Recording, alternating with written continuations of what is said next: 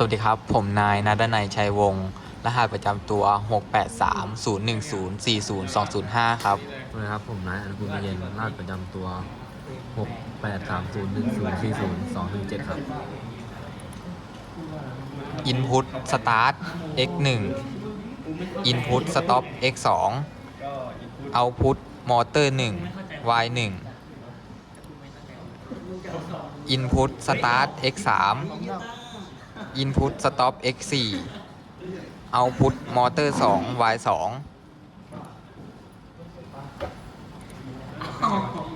Start x 1 Motor 1 ทำงาน Stop x 2 Motor 1 หยุดทำงาน Start x 3 Motor 2 ทำงาน Stop x 4 Motor 2 หยุดทำงาน ขอบคุณครับ